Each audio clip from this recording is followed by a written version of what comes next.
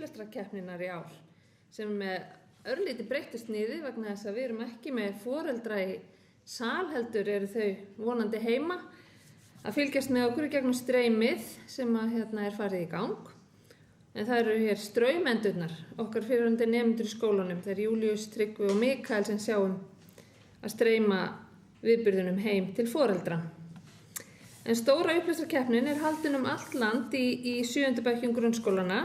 Hún var fyrst haldin veturinn 1996 til 1997 og þá var það í skólum í Hafnarfirði og Álftanesi en síðan þá hefur keppnin dreifst flesta skóla hringinn í kringum landið.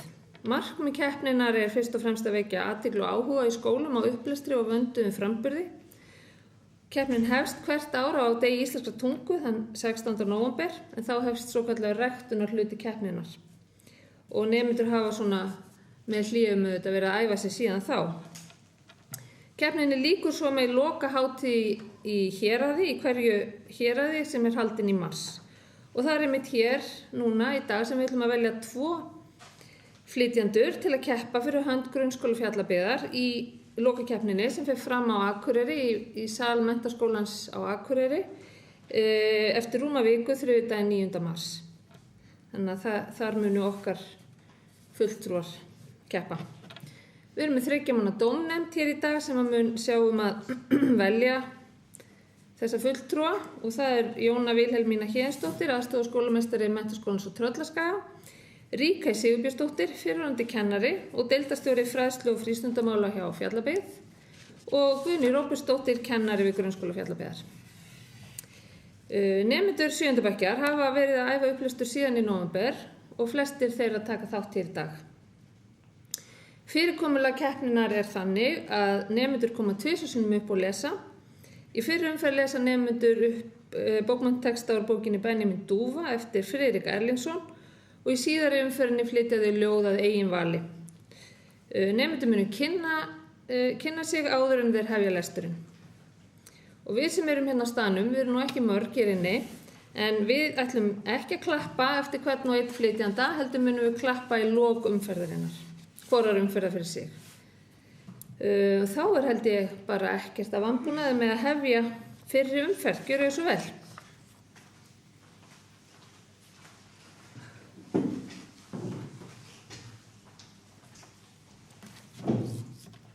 Ég heiti Agnar Óli Gretarsson og þetta er regla Rauða drekans. Eldrauðu loðarnir teygja sig græðgislega upp í dökkan himininn. Járnvírar og stangir glóa í bjarmanum frá bálinu og í hvarflandi blikinu virðast það vera lifandi slöngur sem að vagga sér ógnandi inn í hvítlifandi kvikuna. Aðeins brestirnir í trjátrömbunum heyrast í kvöldkyrrðinni. Háværir smellir, þytrunni staflugi og brækir timbri. Drengirnir standa sem dáleitir og horfa inn í bálið. Baldur, sá yngsti þeirra, slítur loks augu sín frá eldinum og lítur á Benjamin sem hefur sest á hækjur sér. Andrés færir sér nær honum og sest líka. Róland, sá elsti, stendur ennþá álengdar og starir í bálið.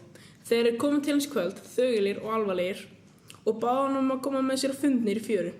Þá vissi hann að eitthvað hefði gerst, eitthvað sem skipti máli. Núna var hann vinur þessara stráka. Þeir vildu hafa með, þeir treystu honum og þeir litu upp til hans leið og þeir voru jafningjar hans. Hann hafði gripið með sér bakpoka leið og hann fór út með þeim. Þeir spurðu ekkert pokann. Það var gott, hann ætlar að koma þeim óvart. Pokinn geymir draum hans og drauma sína sýnir maður engum nema þeim sem eru vinum hans, þeim sem maður treystir.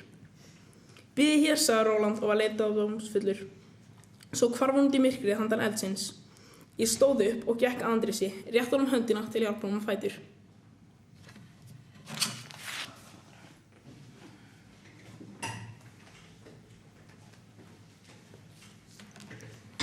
Ég heiti Anita Lind Heiðarsdóttir. Fyrirgefðu, sagði ég. Allt í lagi, sagði Andrés og brjóst út í annað. Þetta var rétt í honum, sagði Baldi og var staðinn á fætur. Við verðum að standa saman. Andrés leit á hann og spurði, standa saman? Hvað? Hvað eigum við að gera? Skyndilega heyrðum við glamra í járnarhrúgunni fyrir aftan okkur. Við snérum okkur snöggt við og störðum upp til Rólands. Logarnir frá bálinu köstuðu birtu sinni á hann þar sem hann þar sem hann gnæfði yfir okkur með járnsleginn hjálm á höfði. Í vinstri hendi hélt hann á stórum skildi sem glóði eins og gull í eldspjarmanum. Framan á brjóstinu var skjaldarmerki, rauður dreki á hvítum grunni og skósið dimruð skikkjan sveiflaðist að baki honum eins og risavengir. Í hægri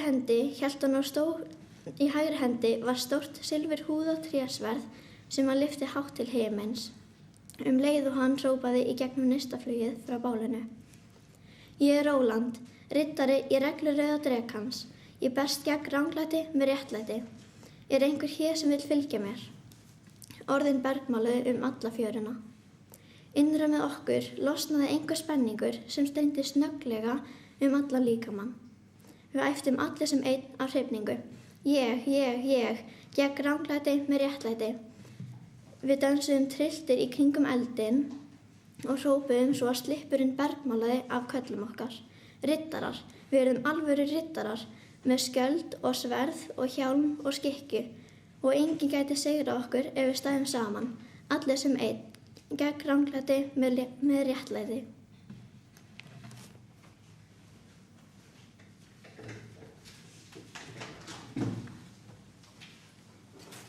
Ég heiti Birgir Bragi Heimisson. Baldi hafði hvítan einhyrning á bláum grunni. Honum fundist hestar svo fallegir þótt að væri dauðhræddur við þá. Einhvern tímann þegar var lítill hafði hann verið settur á hestbak og var svo hræddur að hann fór að grenja. Hvað sem hann sá hesta þótt að hann var langt í burtu en þeir voru samt uppáhaldsdýrin hans. Þótt að hann þyrði ekki að koma nálægt þeim. Og einhyrningar, sagði hann, eru fallegastir. Þeir voru konungur hestana. Ég valdi mér hvíta dúfu á dökkgráum grunni.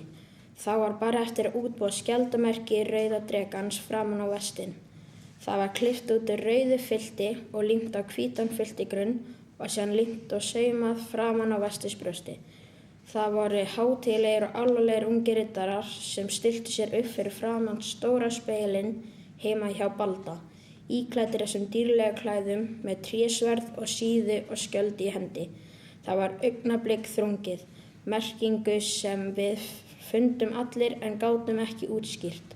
Þetta var ekki bara leikur. Á bak þessa búninga og þessi vopn eru heilagur tilgangur, ákvörðun sem ekki var þaggað, gegn ranglæti með réttlæti og í speglinum sáum við þennan tilgang. Þessa ákvörðun var að raunveruleika. Við vorum riddarar stríðsmenn réttlætisins, reiðbúnir til baráttu.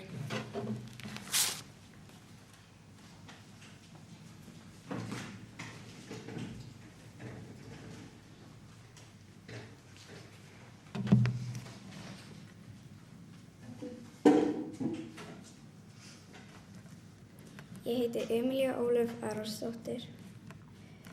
Fyrir bóluhjálmar. Kvöldi var haldinn fundur við hringborð Rólands. Á veggnum á bak við okkur héngu skildir, hjálmar og sverð hlið við hlið. Allt var til reiðu í riddarásnum fyrir fyrsta fund rauða drekans. Benjamin Dúfa, sagði Róland, ég skipa þér ritara reglunar. Þín skylda er að skrá fundi og ákvarðanir og lýsingar á aðgerðum reglunar. Ég hafði búið mig undir þetta embætti og keypt mér litla fallega bók, bundna í leður með gulum línustrikum blaðsíðum. Á titilblaði hafði ég teiknað skjaldarmerki rauða drekans og undir því stóð regla rauða drekans, Róland dreki, Benjamin Dúfa, Andrés Örn, Baldur hvíti og fyrir ofan nafnin okkar hafði ég teiknað skjaldarmerki hvers og eins. Fyrsta mál reglunar varðar Helga svarta, sagði Róland. Hvernig eigum við að hefna fyrir bóluhjálmar? Hvernig látum við Helga svarta gjalda fyrir illvirkið? Ef hann ætti bara hund eða einhver dýr sem við gætum drepið, sagði Andrés glottandi. Við litum undrandi á hann. Áttu við að við myndum gera það sama við hundinn hans Helga og hann gerði við bóluhjálmar, spurði Róland. Já, hiklaust, svaraði Andrés án þess að blikna. Það var einhver undarleg harka í röddinni. Þú sérð það náttúrulega sjálfur að það væri ekki hægt, sagði Róland. Væri við þá ekki sömu illmennum að hann, væri við þá eitthvað betri.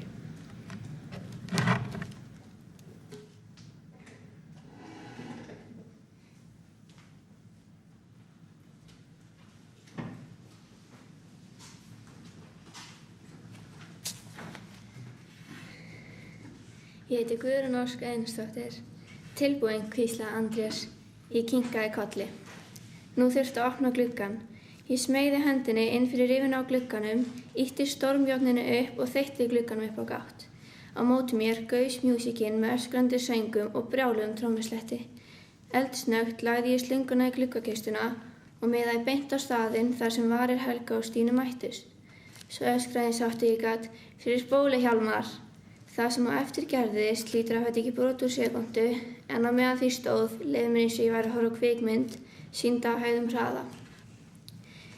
Ég kippti pinnanum aftur á bak og slangan tók viðbragð þegar ísköld vatnsbunan teygði sig út fram úr stútnum í háum boga þvert yfir herbergið og smellti sér með ofsakrafti í andlit Helga og Stínufínu sem urðu á svipinn eins og þau hefði bitið í tunguna á hvort öðru. Þau köstuðust í vegginn eins og tuskudúkkur, sprikluðu með höndum og fótum og reyndu að koma sér undan vatnsbuninni sem elti þau út allt herbergið. Helgi reyndi að brölta á fætur en ég miðaði alltaf í andlit á honum svo það var vonlaust fyrir hann að standa upp. Fingurnir á mér voru orðnir ískaldir og krafturinn á vatninu var svo mikill að slangan var farin að slást í hliðina sjálfu sér. Bunan sópaði myndum af veggjum, reif niður veggspjöld af rokkljómsveitum, felldi stólum koll og reif bækur ofan úr hillu og fyllti kassaletturtæki hans Helga af vatni.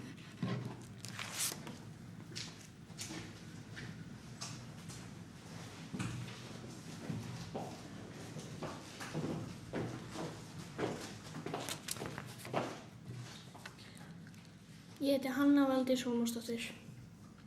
Brunin. Ég glaðvaknaði og settist upp í rúminu. Þessi draugalega rauðglóandi birta kom að utan. Þegar ég sneri mig við í rúminu og leit út gluggann, lamaðist ég gjörsamlega. Húsið hennar Guðlaugagömlu stóð í björtu báli. Eldtungarnar brutust út gluggana, upp eftir veggjunum og teygðu sig eldrauðar upp í dökkbláan himininn. Gráðu loðarnir átu laugana á trjánum sem stóðu upp við húsið eins og risakindlar sem lýstu umhverfið. Ég man ekki hve lengi ég sat hreyfingarlaus. Kannski mínútu, kannski sekúndu. Eins og á fjarska heyrði ég ópinni sjálfur mér. Mamma og pabbi komu hlaupandi inn til mín.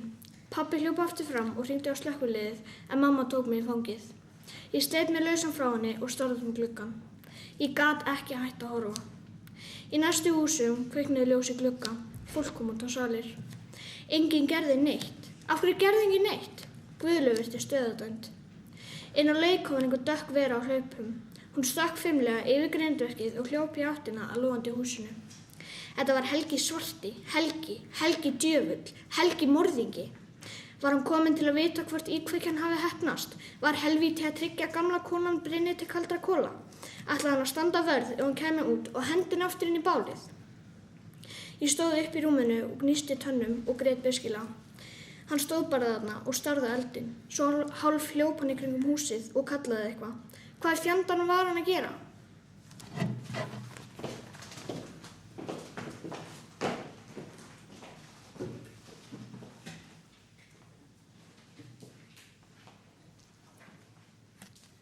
Ég heiti Hulda Rún Árnadóttir. Hann stoppaði fyrir framan dyrnar þar sem eldurinn kom, æðandi út á móti honum, renndi upp rennilásnum á leðurjakkanum sínum og setti upp mótorhjólahanskana. Ég trúði varla því sem ég sá. Helgi svarti, illmenni, kattarmorðingi og hrekkjusvín hljóp inn í brennandi húsið og hvarf inn í logana. Það liðu eilífðir. Í fjarska heyrði sírenvæl sem nálgaði stóðum. Öll húsliðin sem sneru að mér stóðu nú í björtu báli. Húsið sást ekki lengur, aðeins eldur, öskrandi bálkastur og nú hrundi þakið. Neistrarnir þutu upp í himininn eins og milljón eldflugur. Hlukkist fram og aftur þar sem þær hrærðu sér saman við svartan reykinn.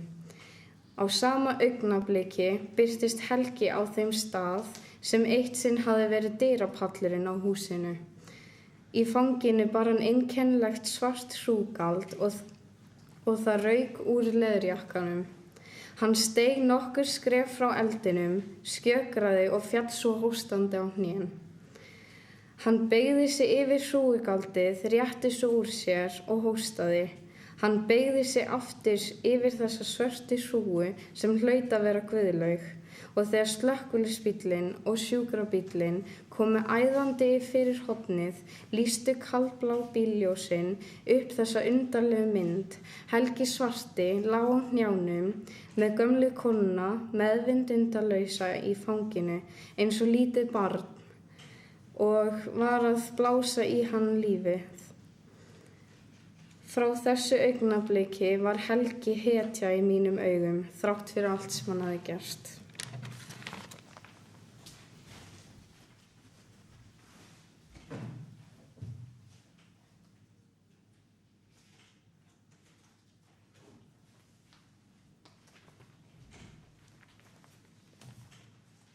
Það hjálpar henni enginn annar, sagði Baldi. Meira að segja, frændi hennar að reyna að ná af henni lóðinni. Og það er svo óréttlátt, sagði ég. Og þeir eru svona rittarar, sagði Sigurjón brosandi. Og berst í gegnum óréttlætni í heiminum, ekki satt? Við kinkuðum kolli. Í fyrramálið hélt Sigurjón áfram. Þarf ég að fara á fund með stjórn bankans. Ég ætla að segja þeim frá ykkur og því sem þeir eru að gera fyrir gömlu konuna. Ég get ekki lofað ykkur neinu, en ég veit að þeir munu hlusta á mig. Ekki síst ef ég er orðinn riddari, sagði hann og glotti. Þú verður að velja þér tákn, sagði Róland. Sigurjón var hugsi. Tákn. Þegar ég var lítill þá lékum við alltaf kúrik og indíána. Og ég vildi alltaf vera indíáni. Þá vildi ég alltaf láta kalla mig Little Wolf. Er það ekki gott tákn? Úlfur? Það er flott, sagði Baldi. Frábært, sagði ég. Það var það ákveðið, sagði Sigurjón. Og nú skulum við fara að koma fram. Ég er viss að allt starfsfólki bíður spennt eftir þessu. Við fylgjum Sigurjóni fram í afgreiðsluna þar sem allir stóðu og skröfuðu saman. Það var löngu búið að loka bankanum en allir biðu spenntir og vildi ekki missa af því þegar bankastjórinn yrði sleginn til riddara.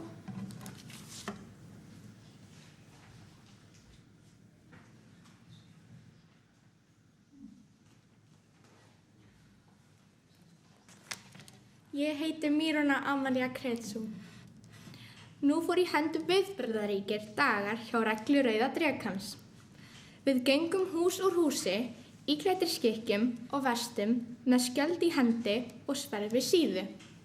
Í hjálmana söfnum við peningum. Fyrst fórum við 3 saman en fundum fljótt að þetta gengi betur ef við skiptum húsum og götum á milli okkar. Við hringdum með dyrabjöllum, kynntum okkur og sögðum frá tilgangi söfnunarinnar. Allir gáfu okkur peninga, allir. Þegar hjálmurinn var orðinn fullur, hljóp ég heim til Rónalds. Inn í herberginu hans var kistill sem við ætlum að fylla og fara svo með inn í bankann. Eftir að við höfum gengið hús úr húsi í 2 daga var kistillinn orðinn sneisa fullur. Þá bárum við hann á milli okkar, niður götuna og inn í bankann. Gjaldkerinn horfði undrandi á þessa djörfu fylkingu sem geysist inn og skellti verkistlinum á afgreiðsluborðið. Stúlkan horfði brosandi til okkar og sagði: Er þetta sjóræningjafjársjóður? Við ætlum að opna reikning, svaraði Rónald hátt og skýrt.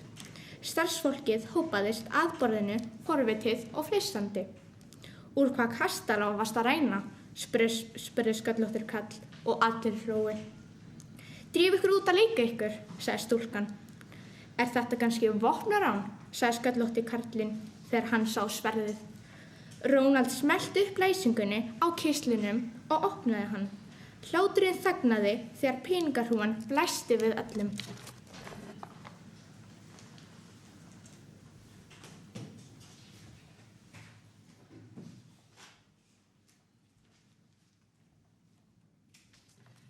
Ég heiti Natalía Perla Kúlesa. Við ætlum að opna reikning, sagði Róland aftur. Hvar fenguð þið alla þessa peninga? strákar mínir, sagði sá sköllótti alvarlegur. Við erum að safna fyrir gamla konu sem missti húsið sitt og allt sem hún átti í brunanum hérna upp í hverfi í síðustu viku, svaraði Róland. Ykkur er öllu velkomið að leggja ykkar á mörkum, bætti hann við, en fyrst ætlum við að leggja þetta inn ef þið vildi gjöra svo vel. Stúlkan var nú búin að átta sig á því að þetta voru engir strákpattar að leika sér, þetta voru alvarlegir riddarar sem meinti hvert orð sem þið sögðu. Á hvaða nafn á reikningurinn að vera? Spurði hún og leit spyrjandi okkur til skiptis. Regla rauðadrekans, sagði Róland hátt og skýrt. Starfsfólkið leit hvert á annað, ýmis brosti eða hló, en það fór ekki á milli mála að okkur var alvara. Svei mér þá, sagði sá sköllótti. Fær maður komast að sem félagi í reglunni?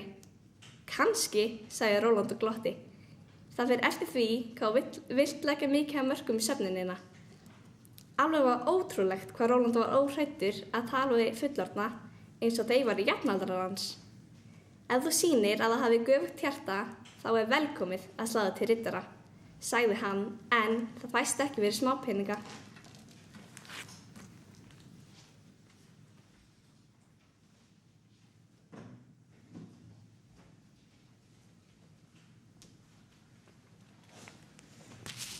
Ég heiti Ólöf Elísabet Friðriksdóttir. Bankastjórinn opnaði brosandi fyrir okkur systurinn sína og bauð okkur sæti í mjúkum leðursófa. Hann settist við skrifborðið sitt og horfði á okkur hvern öðrum og sagði síðan: Það er ekki oft sem að heiti svona drengi eins og ykkur. Það er allt svo sjaldgæft sem við heldum að krakkarnir út í dag séu bara bölvaðar ólátabylgjur og skemmda vargar. En ég sé það núna að það er ekki allir þannig.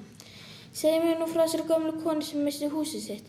Og við sögum hann frá Guðlaugu og frá öllu því sem hún hafði gert fyrir okkur og alla krakkarnir í hverfinu. Frá Bólu Hjálmari. Við sögum hún ekki frá því hvað við gerum með Helga. Það hefði kannski heldur ólátabylgjur. Og svo sagði ég honum frá því hvað Guðlaug sagði við okkur pappum og hún vildi bara deyja ef hún ætti að missa fjölskylduna í hverfinu frá sér. Og ætlið þið að safna fyrir nýju húsi? Spurði hann. Já, sagði Róland. Við ætlum að minnsta kosti að reyna hvað við getum. Við vorum að gera eitthvað. Bankastjórinn sem hét Sigurjón hallaði sér aftur í stólnum og horfði lengi á okkur. Lít hús kostar mikla peninga, sagði hann, þó það sé bara lítið timburhús haldið þið virkilega að taka sig á okkur. Ef við gemumst ekki upp, sagði Róland, við ákveðum að standa saman og gerum það sem við getum til að hjálpa okkur viljaði.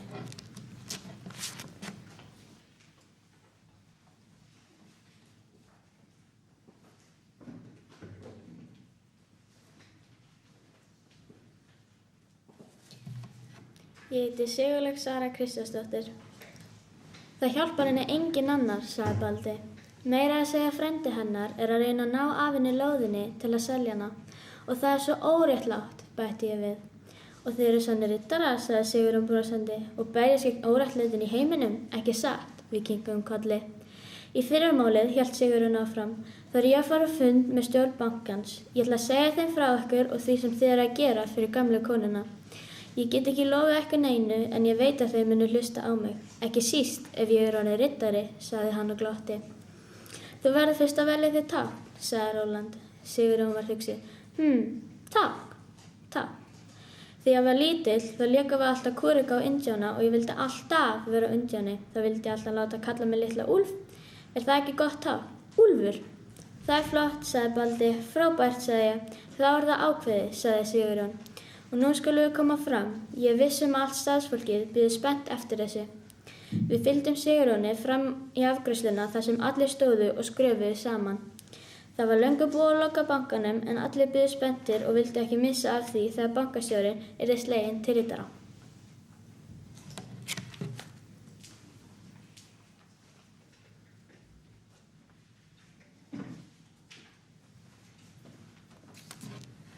Ég heiti Svava Rós Kristjánsdóttir.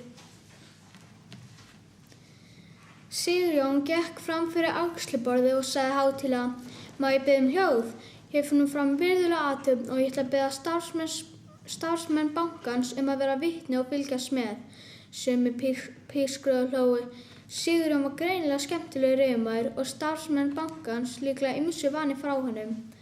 Hann kraup á hné fyrir framan Róland og beygði höfuð svo glápaði skallinn glampaði í sólinni sem skein inn rimlagluggatjöldin. Róland dró sverð sitt úr slíðrum, lagði þá vinstri öxl Sigurjóns og mælti: gegn ranglæti, svo færði hann sverðið yfir á hægri öxlina með réttlæti. Þá lagði hann sverðið ofan á höfuð Sigurjóns: vígi ég þig sem riddara í reglu rauða drekans. Þá lyfti hann sverðinu hátt upp og sagði: rís á fætur, herra Sigurjón Úlfur riddari. Sigurjón stóð á fætur brosandi og hneigði sig djúpt fyrir Róland. Minn heiðurinn, herra Róland, sagði hann lágt. Starfsfólkið hrópaði húrra og bravó og klappaði og blístraði. Sigurjón sneri sér við og hneigði sig hlæjandi. Við litum brosandi hver á annan. Það var ekki ónýtt að hafa bankastjóra með sér í riddarafélagi, sérstaklega ef maður var að safna peningum fyrir húsi. Við kveddum Sigurjón með handabandi og starfsfólkið klappaði fyrir okkur þegar við gengum út. Þetta var ótrúlegur dagur.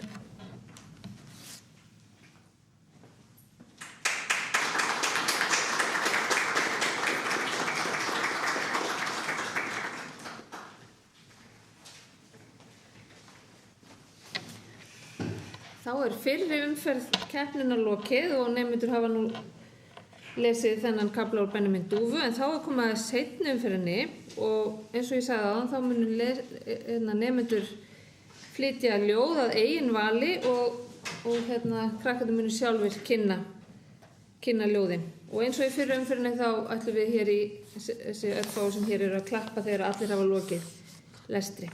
Gjörðu svo vel, krakkar.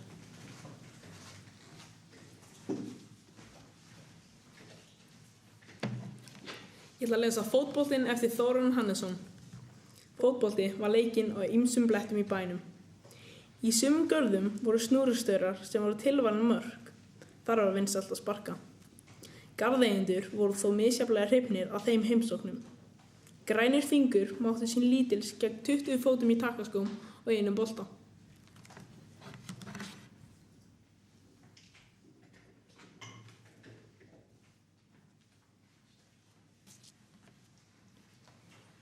Ég ætla að flytja ljóðið Bakar skjaldar eftir Þórarinn Eldjárn.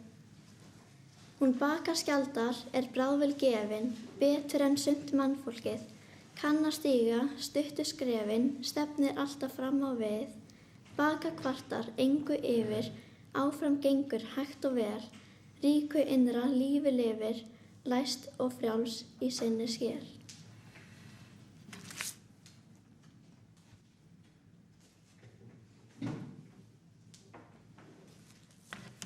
Ég ætla að lesa Véni Séni eftir Þórarinn Eldjárn. Haldi sénu séni sem hún véni, hún svo glögg og greind, gáfuð fróð og reynd og með slíkt magna prófum að mörgum þykir nógum. Hún veit sko hvað hún vill þótt að veðráttan sé ill og vill það sem hún veit og vermir sólin heit.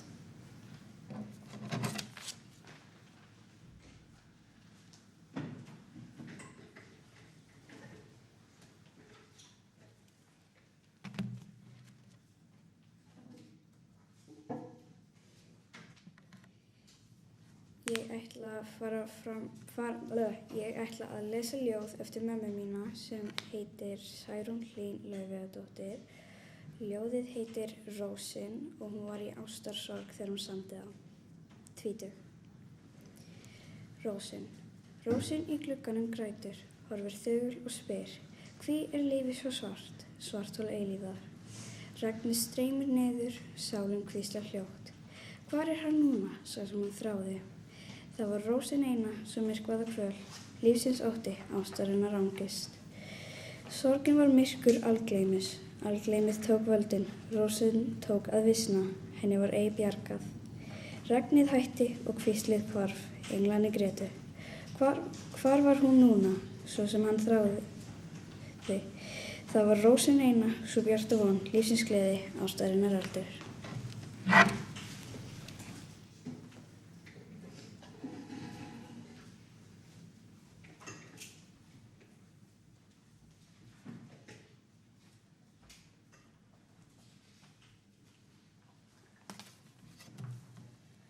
Ég heiti Gabriel Máni og ég ætla að lesa Bók í hönd. bók í hönd og þér halda engin bönd, bók í hönd og þú brest niður á strönd.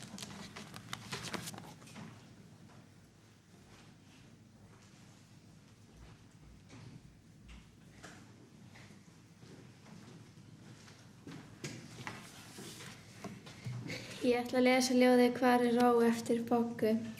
Hér er ró, hér er friður, hér er gott að setjast niður. Hugsa sína þungu þanka, það til einhver fer að banka. Þá er mál og manna siður að standa upp og styrta niður. Fyrir yður því miður, en það fer ekki niður.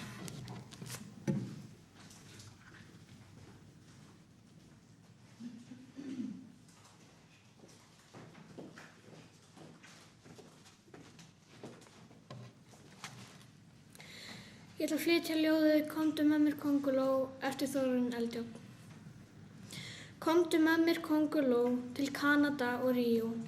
Ég skal gefa þig gula skó og gamla mig á bíó. Við skulum fljúga í fokker vel, þar fari gott að borða og þarft ekkert að vinna vel við að sofna forða. Hætt að segja en og ef, ekki hik og væla. Kenndu mér svo að vefa vef og vertu ekki með stæla. Ef þú gerir ekki það eða flýrð í smugur, segi ég Guði sjálfum að þú sért að drepa flugur.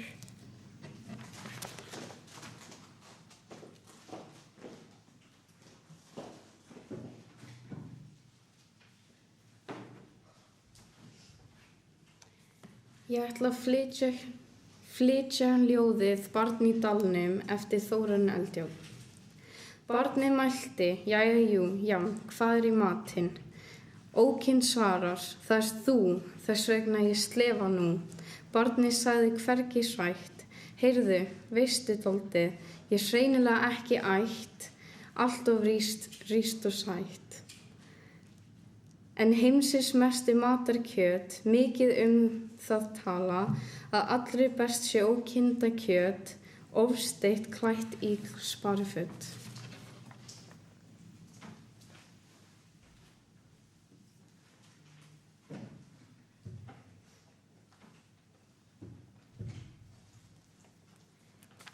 Ég ætla að flytja ljóðið Bækur eftir Þórarinn Eldjárn.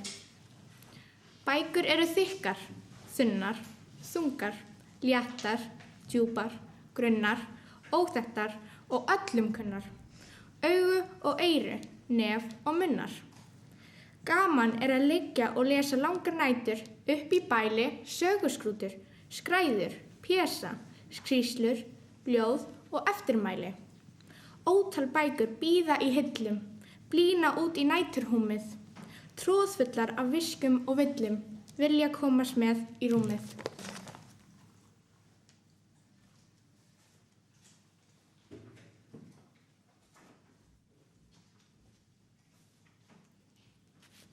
Ég ætla að flytja ljóðið Erla góða Erla eftir Stefán frá Hvítadal. Erla góða Erla, ég á að vagga þér, svíft nú inn í svefnin í söng frá vöru mér. Kvæði mitt er kveldljóð því kveldsett löngu er. Úti þeysa álfar ísi lagða slóð, bjarma slær á bæinn hið bleika tunglskins flóð. Erla hjartans Erla, nú ertu þæg og góð. Hart er mannsins hjarta að hugsa mest sig, kveldið er svo koldint ég kenndi brjóst mig. Dýrlega þig dreymi og drottin blessi þig.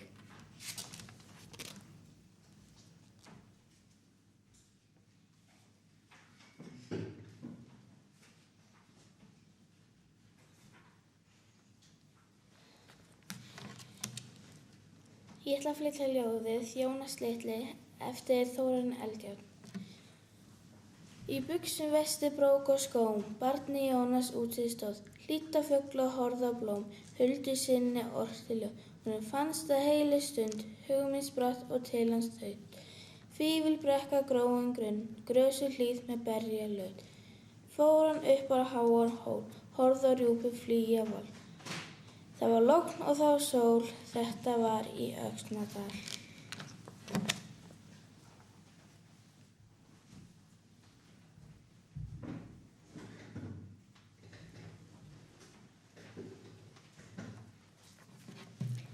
Ég ætla að flytja ljóðið Konan sem kyndir ofninn minn eftir Davíð Stefánsson.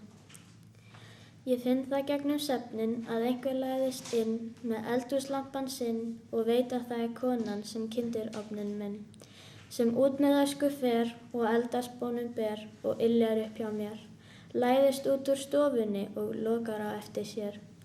Ég veit að hún á sorgir en segir aldrei neitt, þó sé hún dauðþreytt, hendur hennar sótugar og hárið illa greitt.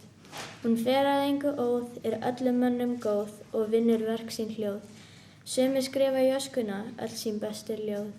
Ég veit að þessi kona vinafá og snauð af veraldlegum auð og launin sem hún fær lagst og daglegt brauð. En oftast það sá sem allir kvelja og smá, sem mesta mildi á. Fáir njóta eldana sem fyrstir kveikja þá.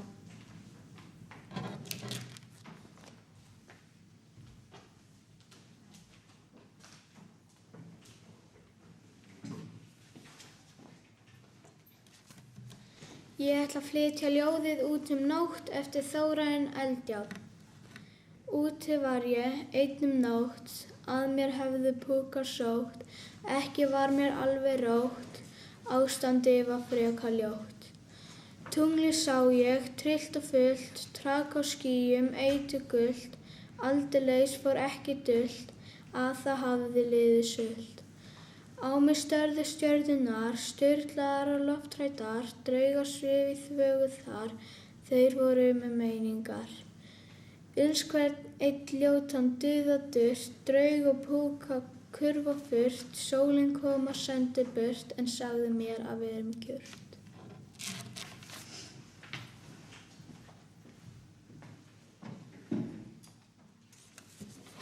Ég heiti Viktor Máni Pálmason og ég að lesa ljóð eftir Þórunn Eldjárn.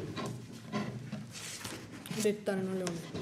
Riddarinn í reiðtúr var í ró og næði, ort í huga kurteis kvæði. Birtist fálki fráðnegur sem flýgur víða, fljótt æpti hann ekki bíða. Drekinn að derra sig, hann drepur ljónið, óbætilegt yfir tjónið. Var það ekki víst og klárt og viðamiðað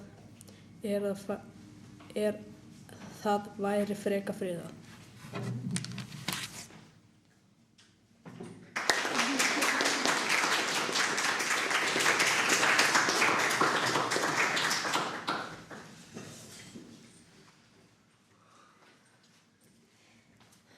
Þá upplestri dagsins lokið og dómnefnd dregur sig í hlé til að velja 2 lesara, en það eru nokkru nemendur sem fjarverandi í dag vegna ýmissa ástæðna og þar á meðal það einn nemendur sem hafi verið óskað eftir að fá að taka þátt bara með upptöku og þeir munu sjá þá upptöku núna í hlénu, þeir sem eru að horfa á streymið, það er hún Katrín Hugljúf og dómarar horfa þá bara á þá upptöku síðan þegar þeir fara að skoða málin, en henni verður streymt núna þegar hléið byrjar og eftir það verður bara kemur stutt hlé á streyminu, ekki lengi og svo komum við tilbaka og innan skams og tilkynnum úrslit. Þannig að nú tókum við okkur smá hlé. Við förum til allra í hverfinu. Já, og allra í hinum götunum. Svo höldum við tombólu. Já, og seljum eitthvað. Eins og smákökur. Já, smákökur. Söfnum flöskum og seljum gler, höldum skylmingakeppni og seljum inn á. Látum alla krakkana hjálpa okkur að ganga í hús og leggjum allt inn á bankabók. Við söfnum fullt af pening, alveg fullt, helling. Skyndilega var allur vandi leystur. Þetta var auðvelt, næstum of auðvelt.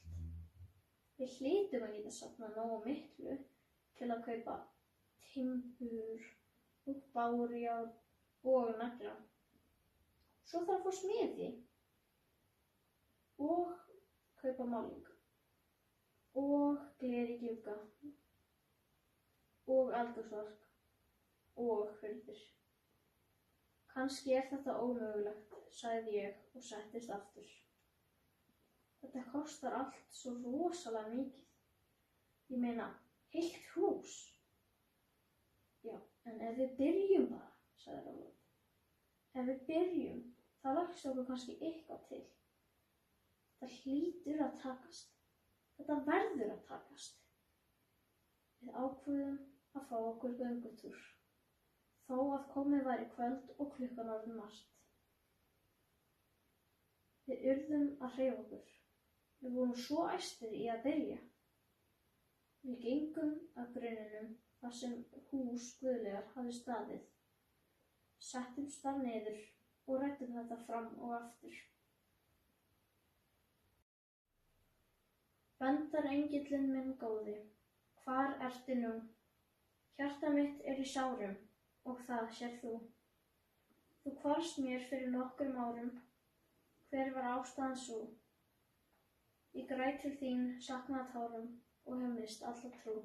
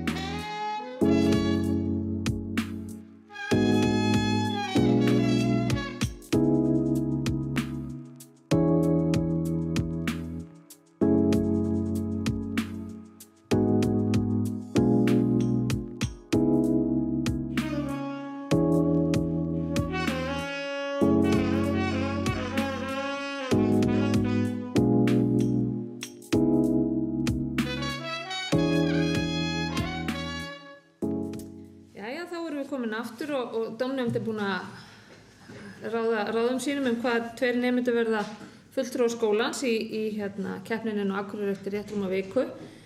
En áður en við tilkynnum það, þá hljóta nemendur bekkjarins allir viðurkenningu fyrir þátttöku sína í keppninni og ég vil biðja Stínu, umsjónarkennara, að koma og veita þær viðurkenningar eða ég verð henni til aðstoðar. Og það er þá fyrst Agnar Óli Gretarsson.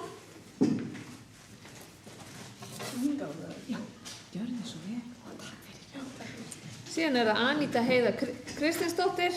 Það er að fá þína bara á eftir. Já, allt í lagi. Aníta Lind Heiðarsdóttir.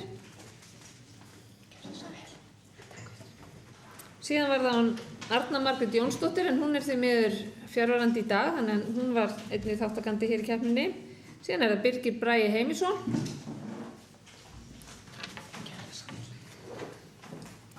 Emilía Ólöf Aronsdóttir.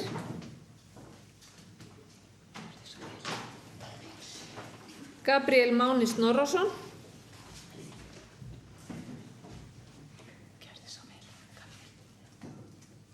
Guðrún Ósk Auðunsdóttir.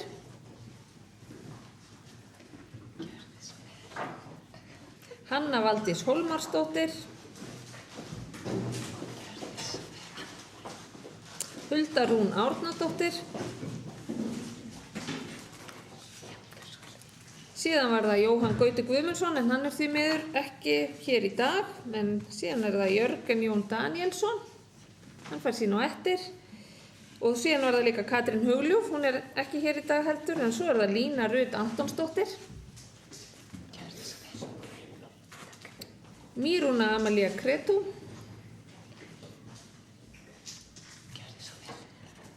Natalía Perla Kúlesa.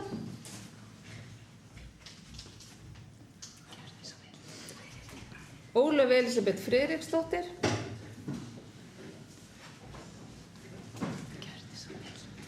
Sigurlaug Sara Kristjánsdóttir.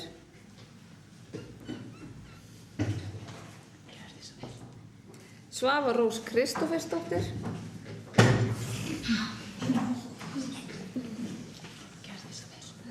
Og Viktor Máni Pálmason.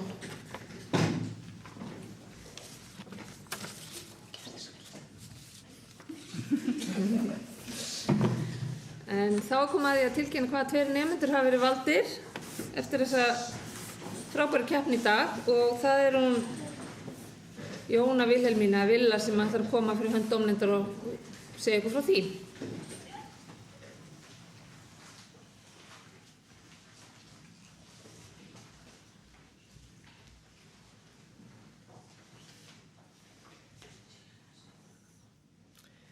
Og komið þið sæl og takk fyrir lesturinn í dag.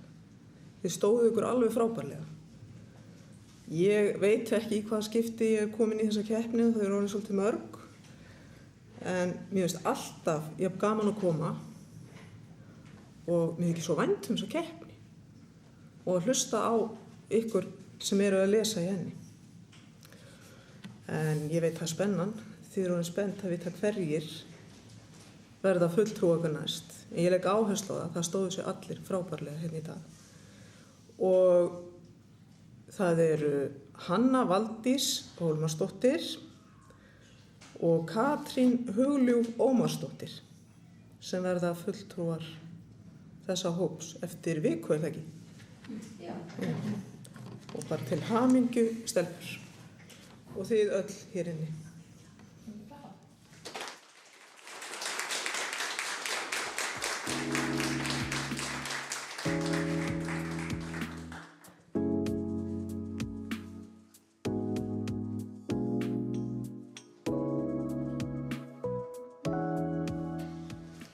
Já, þá er það komið á hreint. Það verða þá þær Hanna Valdís og Katrín Hugljúf sem að verða þáttakendur grunnskóla Fjallabyggðar í lokakeppninni á Akureyri eftir rúma viku, þriðjudaginn 9. mars.